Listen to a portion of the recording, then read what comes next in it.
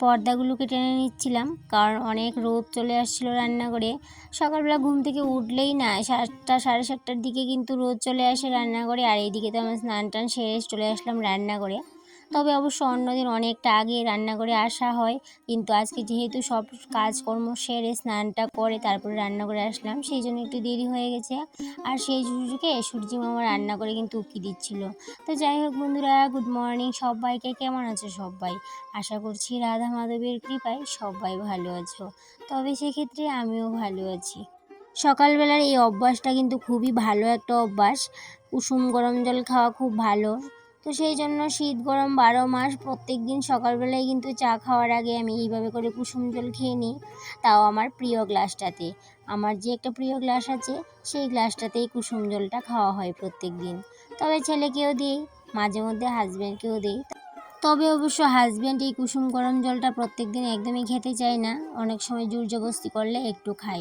তো যাই হোক, এদিকে দেখো আজকে ইচ্ছে করছিল লাল চা খেতে, সেই জন্য আদা, গোলমরিচ, লবঙ্গ যা কিছু আছে সমস্ত কিছু দিয়েই নিজের জন্য একটু লাল চা করে নিয়েছি। বেশ কড়া করে চাটা করেছি, ভালো হয়েছিল খেতে। তবে অবশ্য আমার চাটার মধ্যে একদমই চিনি নেই, চিনি ছাড়া এই চা, বুঝতেই পারছো কতটুকু ভালো লাগবে। তবে অবশ্য খেতে খেতে আমার এমন অভ্যেস হয়ে গেছে, এখন কিন্তু বেশ ভালোই লাগে। আজকে হচ্ছে শ্রাবণ মাসের শেষ দিন, আর শ্রাবণ মাসের শেষ দিন মানেই তো বুঝতে পারছো মা মনসার পূজা। তবে অবশ্য বাবার বাড়িতে মা মনসা পূজা হয়ে থাকে প্রত্যেকবারই, এবারও কিন্তু তার ব্যতিক্রম কিচ্ছুই নেই, মা মনসার পূজা হচ্ছে। কিন্তু আমি যেতে পারিনি বিশেষ একটা কারণে, সেই জন্য আজকে যেহেতু পূজা আজকেই যাওয়ার প্ল্যান। তবে অবশ্য অন্য বছর আমি 2 দিন আগেই চলে যাই, কিন্তু এবছর একটা অসুবিধার কারণে আমি একদমই যেতে পারিনি। ভেবেছিলাম সকালবেলায় চলে যাব স্নান দান করে, কিন্তু একদমই যেতে পারিনি বিশেষ অসুবিধার কারণে। আর অনেকটাই কাজ ছিল বাড়িতে। এই যে গৃহিণী হয়েছি, গৃহিণী বলে কথা, গৃহিণী হয়েছি মানেই কিন্তু অনেক দায়িত্ব, সেই দায়িত্বগুলো কিন্তু একদমই অবহেলা করতে পারি না। গৃহিণী হওয়ার আগ পর্যন্ত দায়িত্ববোধ কর্তব্যবোধ কিছুই ছিল না, কিন্তু এখন গৃহিণী হওয়ার পর দায়িত্ববোধ কর্তব্যবোধ সবটাই পালন করতে হয়। তবে অবশ্য আনন্দ উল্লাস একদমই কিন্তু দায়িত্ব কর্তব্যের পরে আসে। আগে গৃহিণী হওয়ার আগে আমাদের দায়িত্ব কর্তব্যটার আগে আসতো আমাদের আনন্দ উল্লাসটা, কিন্তু এখন ঠিক বিপরীত। এখন গৃহিণী হওয়ার পরে দায়িত্ব কর্তব্যটা আগে আর আনন্দ উল্লাস সমস্ত কিছুই পরে। যতক্ষণ অবধি বাড়িতে থাকি ততক্ষণ অবধি কাজ একদমই শেষ হতে চায় না, কোথা থেকে যে এত কাজ চলে আসা একদমই বুঝতে পারি না। কিন্তু এই জায়গা থেকে যদি আজকে আমি 2 দিন আগে চলে যেতাম, অসুবিধা যদি না থাকতো, তাহলে কিন্তু এই কাজগুলো একদমই করতে হতো না। কিন্তু যেহেতু যাওয়া হয়নি, বাড়িতে আছি, তাহলে তো বুঝতেই পারছো কত কাজ বেরিয়ে আসবে। আমাদের গৃহিণীদের যে কত কাজ কোথা থেকে বেরিয়ে আসে একদমই বুঝতে পারি না। এদিকে আজকে সকালে ভেবেছিলাম কাকিমণিকে বলবো আজকে দুধটা না দিতে, কিন্তু ওনাকে ফোন করলাম, ফোন একদমই ধরছিল না।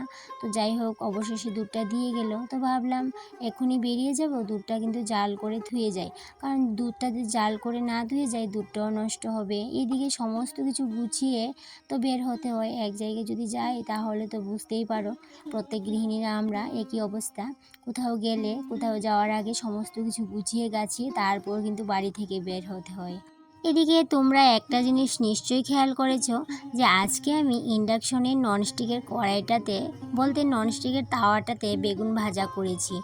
তো প্রথম তো ননস্টিকের সেটটা যখন নিয়েছিলাম তখন একদমই ইচ্ছে করছিল না এগুলোতে রান্না করতে, কারণ একটাই মনের মধ্যে ভাবনা যে এগুলো নষ্ট হয়ে যাবে তাড়াতাড়ি।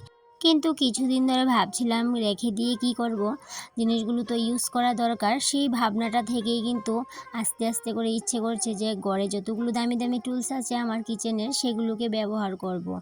তবে বেশি টুলস না থাকলেও কিছু কিছু টুলস তো আমি কিনে নিয়েছি, যেগুলো না আমি গুছিয়ে রেখে দিয়েছি। সবগুলো তো আর কিচেনে নামানো হয়নি, কারণ যেহেতু আমার কিচেনে মিসকেট নেই, গুছিয়ে রাখার মতো কোনো কিছু নেই, সেই জন্য কিন্তু টুলসগুলোকে নামানো হয়নি। তবে এখন থেকে আস্তে আস্তে সবগুলোই কিন্তু ব্যবহার করার চেষ্টা করব, কারণ ব্যবহার না করে যদি রেখে দিই ভালো লাগে না। সেই জন্য ভাবছিলাম একটা একটা করে নামিয়ে নেব টুলস আর ব্যবহার করব। এদিকে দেখো কথা বলতে বলতে চলে আসলাম বাবার বাড়ি। আর এখন কিন্তু পুরোহিত ঠাকুরও এসে গেছে, আর সেই জন্য মা বালি নিয়ে দিচ্ছে। যেহেতু আমি ঠাকুরের কোনো কাজকর্ম করব না, সেই জন্যই কিন্তু আজকে আসা দেরি করে, না হলে কিন্তু ওই 2 দিন আগেই এসে যেতাম।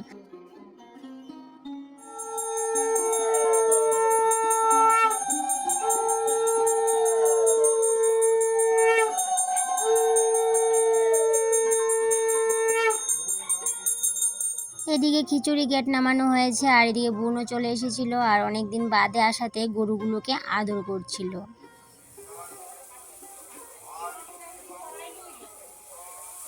এদিকে যজ্ঞ শুরু হয়ে গেছে, আর এবার মনে হচ্ছে মা মনসা একদমই চায়নি আমি মা মনসার কোনো কাজকর্ম করি, সেই জন্য দূরে দূরে থাকতে হলো। তো যাই হোক, কোনো ব্যাপার না, সামনেবার করে নেব যদি মা মনসা চায়।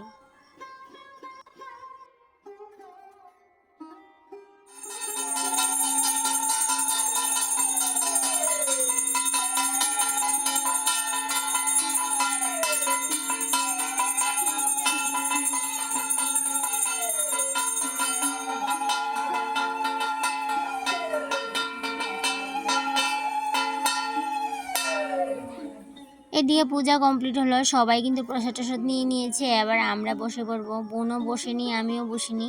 এবার আমি বোন তো কয়েকজন বাকি আছে, সবাই মিলে বসে পড়বো, কারণ কিছুক্ষণ পর তো সবাই প্রসাদ নিতে চলে আসবে, সবাইকে প্রসাদ টসাদ দিতে হবে। সেই জন্য এই যে আমিও বসে পড়লাম, এই সাইডে বোনও বসে পড়লো।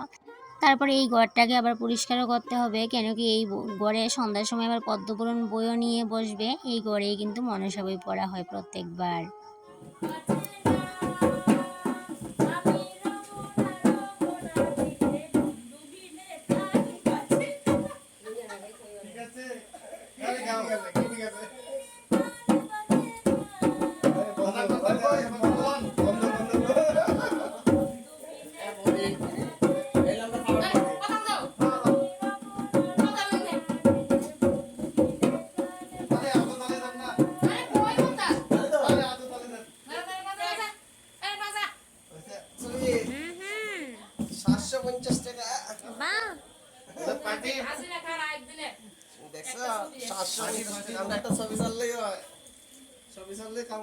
ওনাকে দেখে নিশ্চয়ই চিনতে পারছো উনিকে। তো যাই হোক, যে যে চিনো অবশ্যই কমেন্টে জানিও।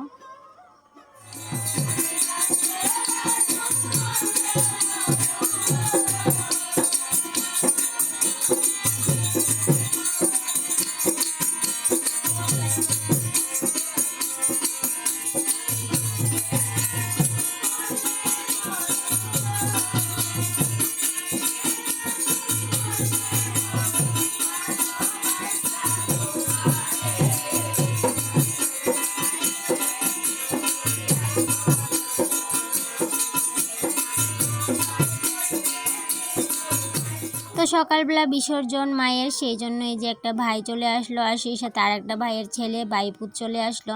তো তারা দুইজনে মিলে মাকে নিয়ে বিসর্জন করবে, আর এদিকে মা ঘট নিয়ে চলে যাবে, কারণ ঘটটা তো ভর্তি করে নিয়ে আসতে হবে।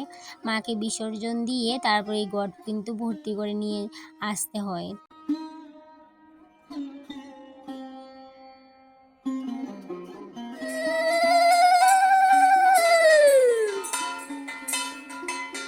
মনসা মাই কি, মনসা মাই কি, মনসা।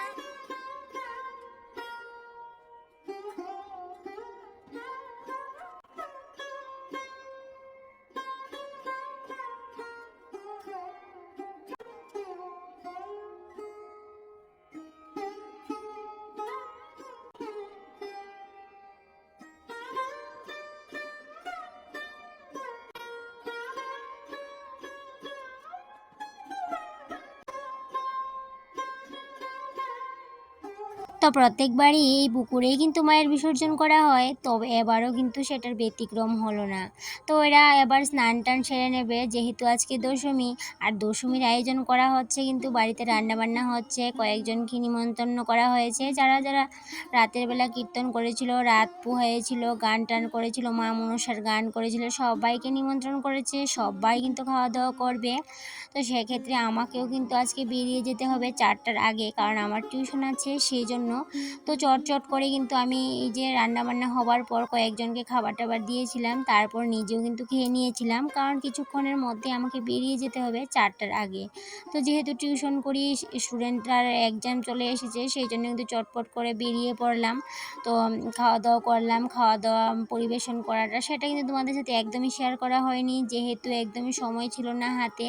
তো এদিকে হাজব্যান্ডও চলে এসেছে, খাওয়া দাওয়া করে আমিও রেডি হয়ে গেছি, এবার চলে যাব বাড়িতে।